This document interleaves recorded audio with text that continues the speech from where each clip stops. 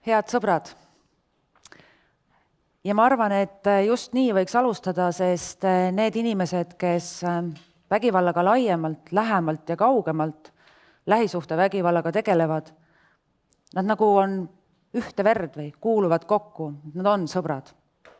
Aitäh korraldajatele, aitäh täna siin saalis olijatele ja aitäh neile, kes on ekraanide taga. Pühapäeval tunnustas meie president ja justiitsminister vägivallas vastu võitlevate inimeste siis selliseid paremaid 8 inimest. See number võiks olla palju suurem ja me teamegi, et ta on palju suurem. Aga need 8 inimest on seda nägu, mis nägu on meie töö, teie töö, mida te igapäevaselt teete, et seista vastu vägivallale.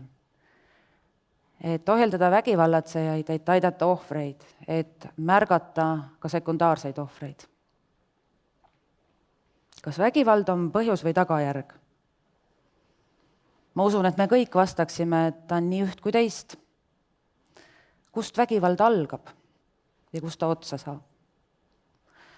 Mõtleme inimese elu tee peale, siis paljudel juhtudel nii vägivallatseja kui ka ohvri roll hakkab kasvama varasest lapsepõlvest. Milline on lapsepõlve kogemus, milline on vanema toetav roll, see mõjutab inimese elu palju. Kui laps kasvab vägivaldses keskkonnas, näeb vägivalda pealt, või vanem on ambivalentne. Laps ei tea kunagi, milline on vanema reaktsioon samas situatsioonis. Temast justkui ei sõltu midagi, aga vanema reaktsioon on erinev. Kord lahke, kord jõuline ja vägivaldne. Sealt hakkab ta tasapisi veerema ja me ei tea ette, mis kellegist saab, kes kellegist saab. Kas vägivallatseja või hoopistükkis ohver. Aga tagajärjed on valusad. Tagajärjed on füüsiliselt tunda ja vaimselt tunda. Ja need tagajärjed annavad meile tööd, mida me tegelikult tegema ei peaks. Seda probleemi ei peaks olema.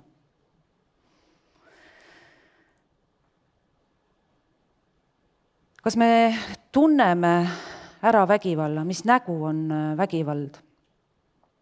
Ega tegelikult ju ei tunne.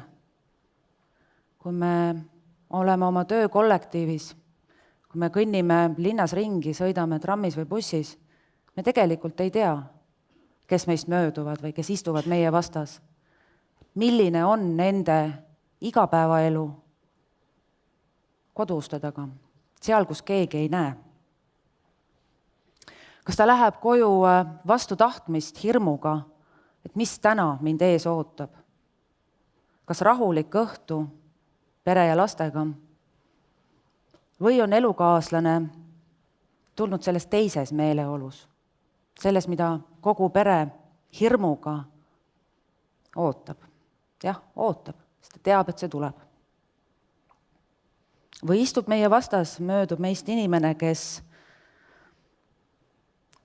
koduteel läheb kõrtsust läbi ja koju jõudes on juba rusikas püsti. Kas me tunneme need inimesed ära? Kas me märkame neid? Ja kas me oleme valmis pakkuma abistava käe? Professionaalidena me teame, mis on meie roll ja kuidas käituda. Aga ümberringi on veel palju inimesi, kellel on võimalus märgata, võimalus aidata, lahke sõna või teavitamisega. Järjest enam me suudame siiski seda vägivalda ära tunda. Kahjuks liiga hilja siis, kui seda juhtunud on.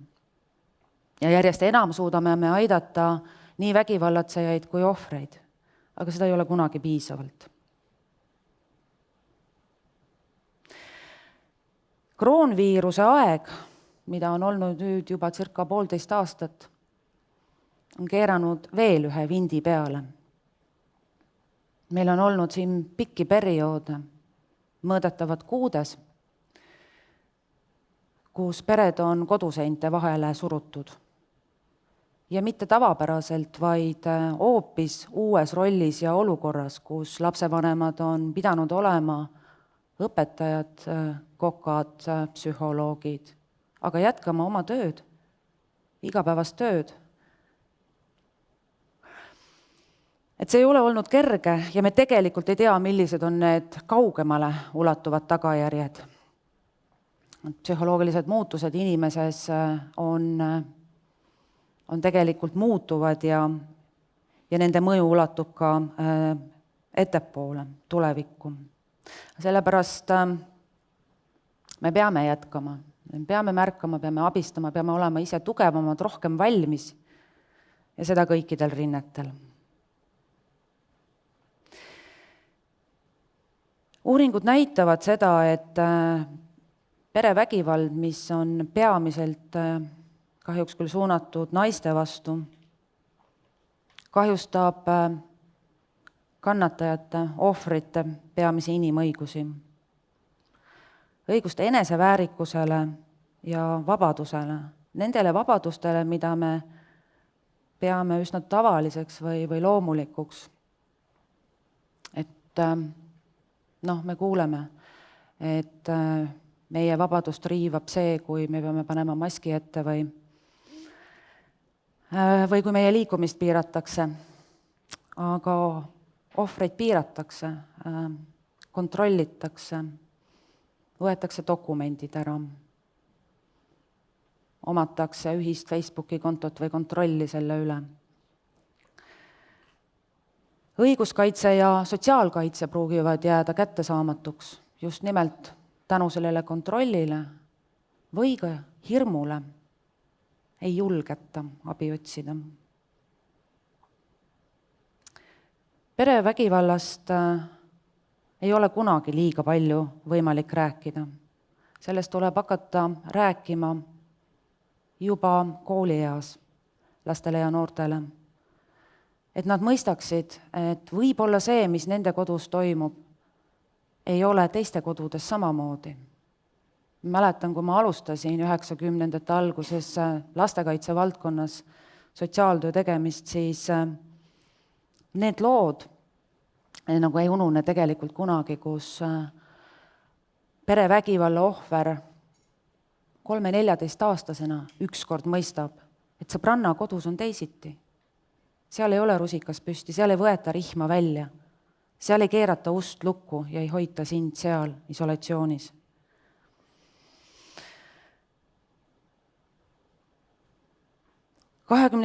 aastal tehtud uuring, üle-euroopaline uuring, räägib Eestist jälle nukrates värvides. Meil on teiste riikidega võrreldes rohkem füüsilist vägivalda. Ja kõige sagedamini on selleks pereliige.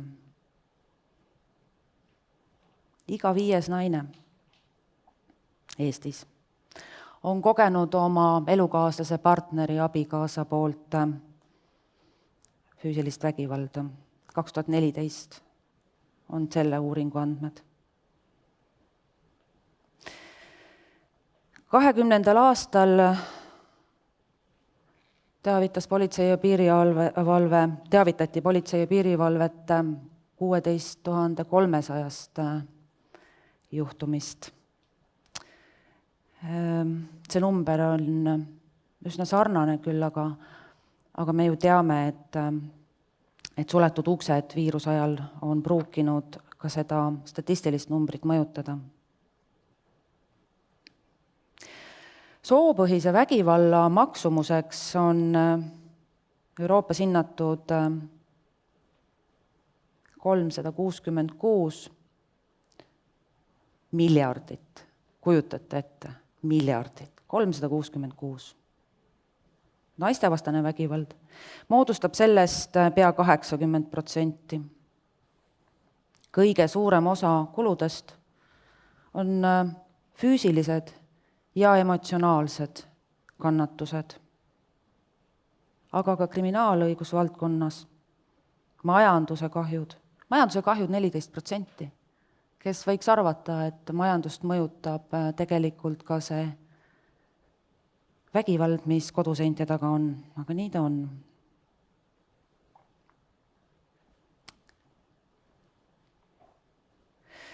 Vägivallal on pikaajalised psühholoogilised mõjud, võib-olla elukestvad.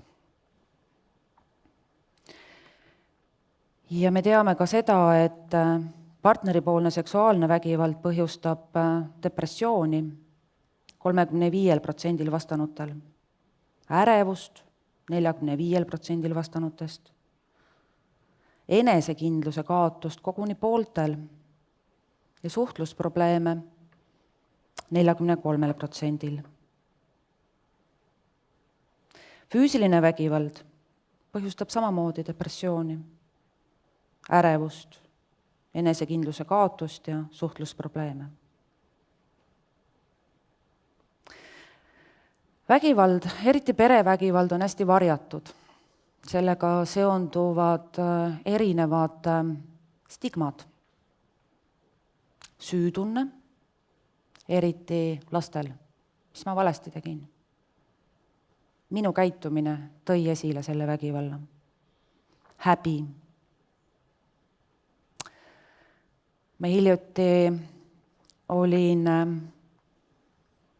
ühel kokkusaamisel aruteluringis, kus räägiti vägivallast vanemaealiste vastu. Et kui proua 85, keda mina tean üle 20 aasta, on lähisuhte vägivalda talunud kõik need 20 aastat ja enne seda ka. Ja ta mõistab ise seda olukorda, ta tahaks sealt välja astuda, aga tal on kaalukausil seesama häbi, aga teistpidi ka sotsiaalne staatus, see abielusuhe. Et siin tulevad mängu tegelikult hästi paljud hoiakud, mis ka põlvkondadega muidugi muutuvad. Ei minda lahku, sest nii ei tehta. Ollakse koos, ollakse pere, sest nii on kombeks, olgu või kannatades. Süü ja häbitunne on ka need, mis ei lase meil tegelikult probleemi kogu suurust näha numbrites, statistikas.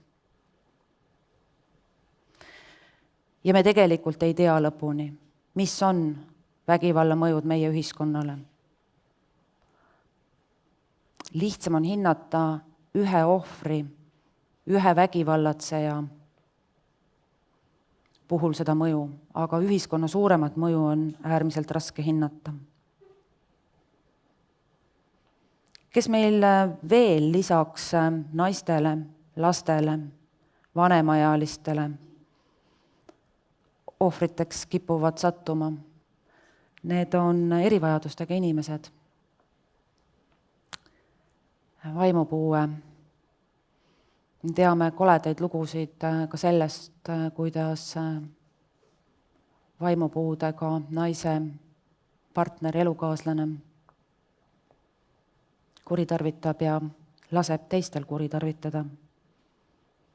Ja siin on ka see küsimus, et kui naine, täiskasvanud naine mõistab seda olukorda, siis laps ja erivajadusega vaimupuudega inimene ei mõista seda olukorda. Ta pruugib võtta seda normaalsusena. Ja jälle, siis on need ümbritsevad, keda me vajame, kes märkaksid ja aitaksid.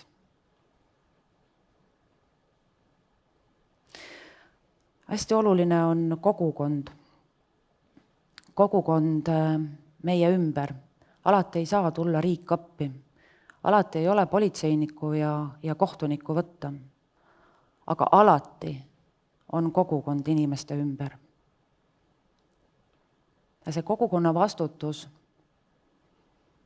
tuleb täiel määral ära rakendada. Me ei tohi silmi kinni panna. Me ei tohi mööda kõndida.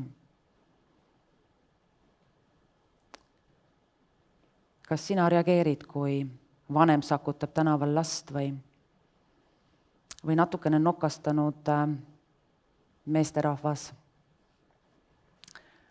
muutub vägivaldseks oma kaaslasega? Ja kas me teame, kuidas reageerida? Selleks peab ka valmis olema. See ei tähenda seda, et sa alati ise vahel astud. Neid viise on teisi, aga kogukond peab seda teadma.